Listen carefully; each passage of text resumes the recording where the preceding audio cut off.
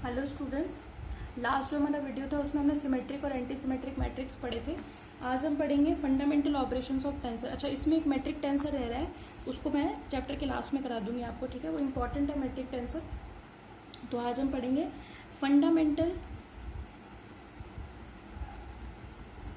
Operations of tensors, यानी कि प्रदिशों की मूलभूत संक्रियाएं, ठीक है। जिसमें मैंने आपको बताया था कि हम पढ़ेंगे एडिशन, सब्ट्रैक्शन, ठीक है, मल्टीप्लिकेशन, ये सब वगैरह पढ़ेंगे कि टेंसर्स के बीच में ये किस तरीके से होते हैं। तो सबसे पहले आपका जो आता है वो है आपका नंबर फर्स्ट जो फंडामेंटल ऑपरेशन है वो है एडिशन, ठीक है। देखिए एडिशन में क्या होता है, किस तरीके से आप टेंसर्स को ऐड या सब्ट्रैक्ट कर सकते हैं वो देखिए। सबसे पहले तो पहले आप सुनो कि होता क्या है। होता ये है कि कोई भी दो टेंसर को अगर आप सम करते हो यानी कि जोड़ते हो, और टेंसर भी कैसे होने चाहिए, एक समान प्रारूप के और एक समान कोटि के। समझ में आई? तो आपको उसी कोटि और उसी प्रारूप का टेंसर मिलता है। मतलब कहने का ये है, ठीक है, मतलब मेरे कहने का ये है कि अगर आपने एक टेंसर लिया, उसका कंपोनेंट है ए, दूसरा टेंसर लिया, उसका कंपोनेंट है बी, ये दोनों ही टेंसर सेकंड रैंक टेंसर है, ठीक है। इन दोनों के जो इंडिसेस हैं वो भी सेम है, ठीक है। इन दोनों का प्रारूप यानी कि टाइप भी सेम है। टाइप मतलब दोनों ही कंट्रावेरिएंट टेंसर है, ठीक है। जब आप दोनों को ऐड करेंगे तो आपको जो टेंसर मिलेगा, यानी कि सी आपको दिखाई दे रहा है यहाँ पे, वो भी वैसा ही होगा जैसे आपने दो टेंसर्स को जोड़ा है। समझ में आ गई बात? यानी कि ये सी भी एक सेकंड रैंक टेंसर है, ये सी भी एक कंट्रावेरिएंट टेंसर है, और ये सी के जो कंपोनेंट इंडिसेस हैं वो भी आई और जे ही हैं। समझ में आ गई बात आपको? ठीक है। सपोज करें ये तो कंट्रावेरिएंट हो गया, अगर आपने एक सेकंड रैंक कोवेरिएंट टेंसर लिया है, ठीक है, इस तरीके से, तो अगर आप इनको ऐड करेंगे तो आपको मिलेगा सी म्यू म्यू। समझ में आ गई? तो ये जो ए और बी हैं ये दोनों ही क्या है, सेकंड रैंक कोवेरिएंट टेंसर है। इनको जब हमने सम किया तो हमें एक तीसरा टेंसर मिला, वो भी एक सेकंड रैंक कोवेरिएंट टेंसर है, और उसके इंडिसेस भी वही हैं जो कि ए और बी के हैं। बात समझ में आ गई आपको? तो आप इसको डिफाइन कैसे करेंगे? आप इसको ऐसे डिफाइन करेंगे बाय एडिशन ऑफ टू और मोर देन टू और more than two tensors of same rank and type with identical indices we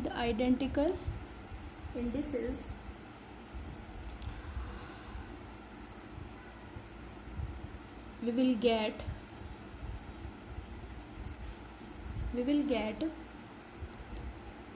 the tensor of same rank and tensor that is of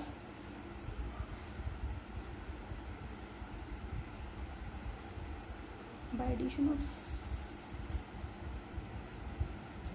ठीक है, tensors, ठीक है, इसके आगे मत रहने दो, ठीक है। बाय एडिशन ऑफ टू और more than two tensors of same rank and type with identical indices we will get the tensors of same rank and tensor। समझ में आ गई?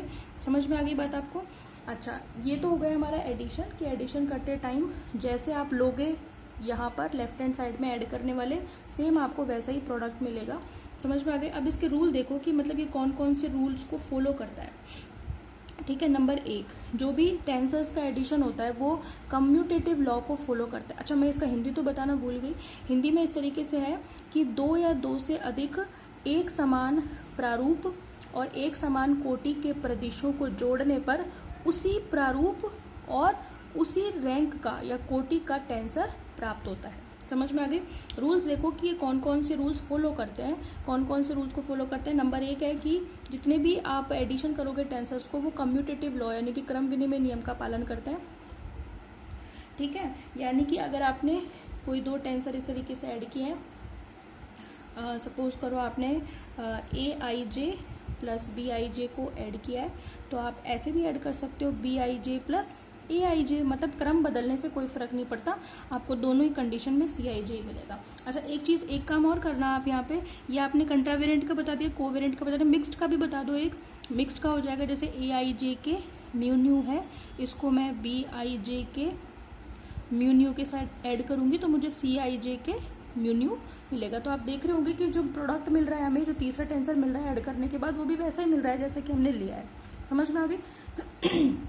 ठीक है भाई। तो सबसे पहला तो ये है कि दे ओबे, यहाँ पे हम लिख देंगे addition of tensor obey commutative law, यानी कि ये क्रम विनिमय नियम का पालन करते हैं। समझ में आ गई? नंबर 2, ये साहचर्य नियम का भी पालन करते हैं, यानी कि एसोसिएटिव लॉ को भी फॉलो करते हैं।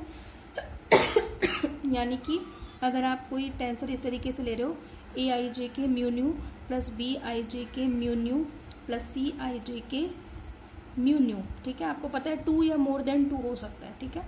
तो ये क्रम सहचर्य यानी एसोसिएटिव लॉ को भी फॉलो करेंगे, तो आप इसको इस तरीके से भी शो कर सकते हो, सी I J K mu new.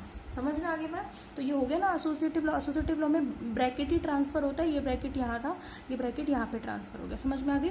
तो आप यहाँ पे क्या बता दोगे कि addition of tensors also obey associative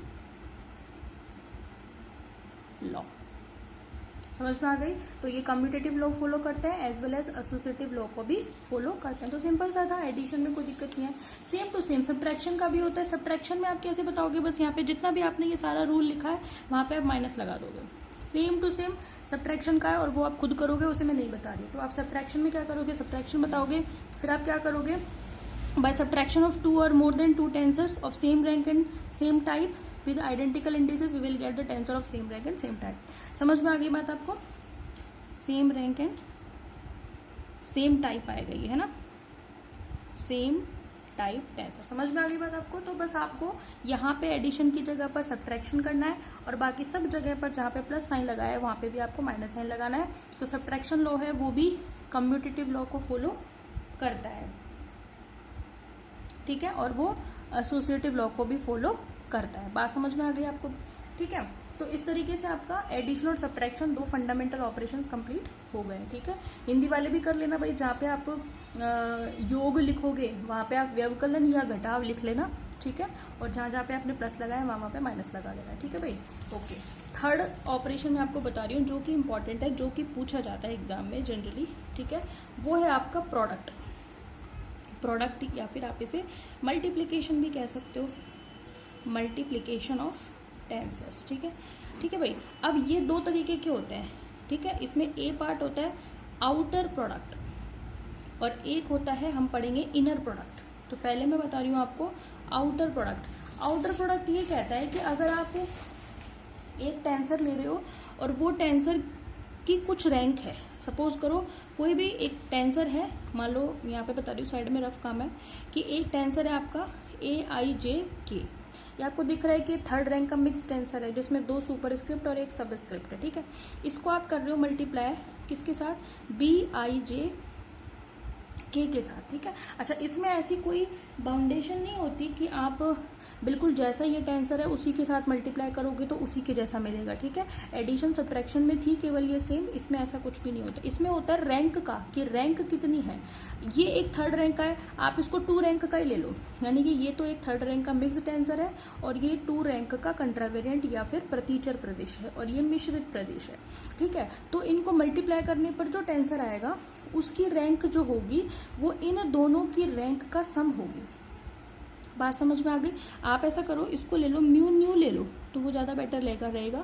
mu new तो पता है आपको, 3 रैंक इसकी, ठीक है, और 2 रैंक इसकी। तो आपको पता है प्रोडक्शन से मिलने, यानी कि प्रोडक्ट करने के बाद आपको जो मिलेगा सी, उसकी रैंक कितनी होगी, उसकी रैंक होगी 5। और वो कैसे आएगी पता है, वो आएगी आई जे म्यू न्यू के। इसलिए मैंने इसको म्यू न्यू किया था, अदरवाइज मैं इसको आई जे इंटू आई जे करती तो कन्फ्यूजन होता। समझ में आ गई बात आपको। तो आई जे म्यू न्यू और के। तो जो यहाँ पर सबस्क्रिप्ट है वो तो यहाँ पर भी सबस्क्रिप्ट ही रहेगी, जो सुपर है वो सुपर ही रहेगी। लेकिन है क्या मतलब कि ये जो 3 रैंक का है, ये जो 2 रैंक का है, प्रोडक्ट की जो मिलेगी उसकी रैंक मिलेगी 5। यानी कि जो दोनों आपने लिए हैं मल्टीप्लिकेशन से पहले जो 2 टेंसर लिए हैं उन दोनों की रैंक आपस में जुड़ जाएगी, उससे आपको फिर प्रोडक्ट की जो भी रैंक है वो मिलेगी। समझ में आ गई बात आपको। तो आउटर प्रोडक्ट में सिर्फ इतना ही है, ठीक है, कि जो 2 टेंसर्स को आप ऐड कर रहे हो उनकी रैंक आपस में जुड़ने के बाद तीसरे टेंसर की आपको रैंक मिलती है, यानी कि प्रोडक्ट की रैंक आपको प्राप्त होती है। समझ में आ गई बात आपको। और इसमें ऐसी कोई बाउंडेशन नहीं होती कि जैसा आप ये एक टेंसर लोगे तो मल्टीप्लिकेशन जिसके साथ कर रहे हो वो भी बिल्कुल वैसी ही शक्ल का होना चाहिए। जबकि एडिशन में तो क्या था कि उसकी शक्ल हूबहू वैसी ही होनी चाहिए, ठीक है, यानी कि जो मिलेगा उसकी शक्ल भी हूबहू वैसी ही मिलेगी। समझ में आ गई बात। लेकिन इसमें ऐसा कुछ भी नहीं है। ऐसा भी हो सकता है कि आप एक कंट्रावेरिएंट को कोवेरिएंट के साथ मल्टीप्लाई करो, एक कोवेरिएंट को मिक्स्ड के साथ मल्टीप्लाई करो, ठीक है, तो वो कोई मैटर नहीं करता। इसमें तो सिर्फ रैंक मैटर करती है कि जिसकी जो रैंक है वो आपस में ऐड होकर के प्रोडक्ट की रैंक के बराबर आती है। समझ में आ गई बात आपको, ठीक है। तो आप कैसे बताएंगे, आप इसको ऐसे लिखिए, outer product of two tensors is same as the normal product, यानी कि जो नॉर्मल मल्टीप्लिकेशन करते हो आप उसी के जैसा होता है। लेकिन इसमें होता क्या है कि जो रिजल्टेंट टेंसर है ना, आप लिखेंगे rank of resultant tensor in this operation is sum of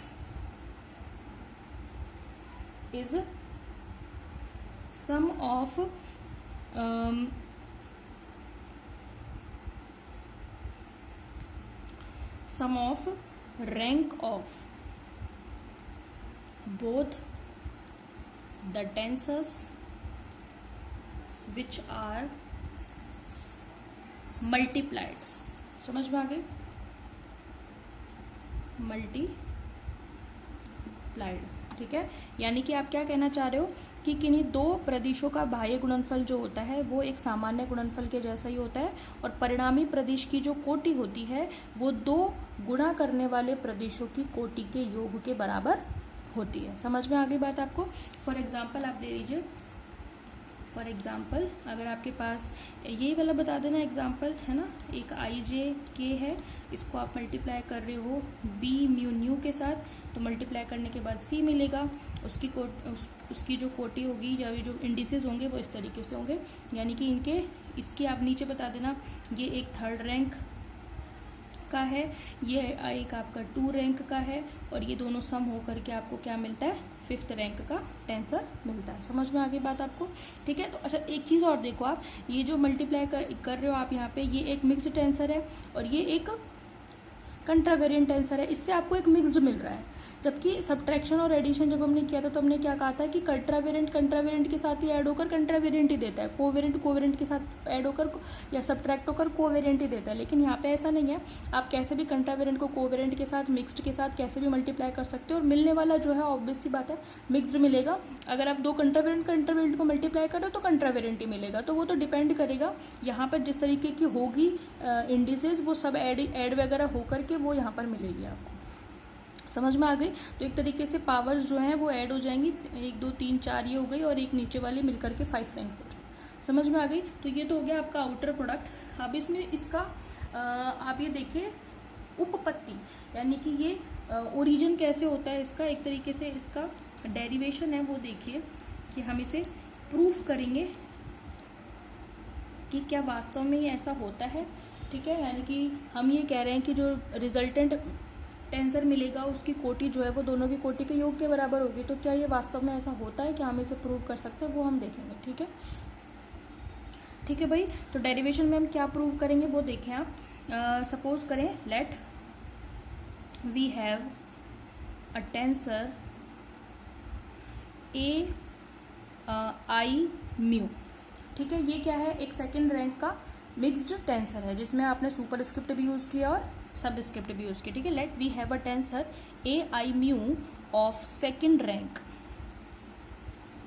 and another tensor b, आप ले लो b k ले लो, है ना, b k of one rank. we have to prove that, हमें क्या प्रूव करना है, we have to prove that resultant tensor, या फिर आप ऐसे लिखो we have to prove rank of resultant tensor will be 3। समझ में आ गई। ये हमें प्रूव करना है कि आपने 2 रैंक का तो ये ले लिया, 1 रैंक का आपने एक और ले लिया। ठीक है, जब आप इन दोनों को मल्टीप्लाई करोगे, सारा प्रोसीजर हम फॉलो करेंगे, तो जो हमें रिजल्टेंट टेंसर मिलना चाहिए वो 3rd रैंक का होना चाहिए। अगर ऐसा हो जाता है तो ये हमारा फंडामेंटल जो ऑपरेशन है आउटर प्रोडक्ट का वो प्रूव हो जाएगा। ठीक है, जिसको हम करेंगे नेक्स्ट वीडियो में। ठीक है, तो आप इसे सिंपल से टॉपिक है, इनको आप फटाफट कंप्लीट करके चलना।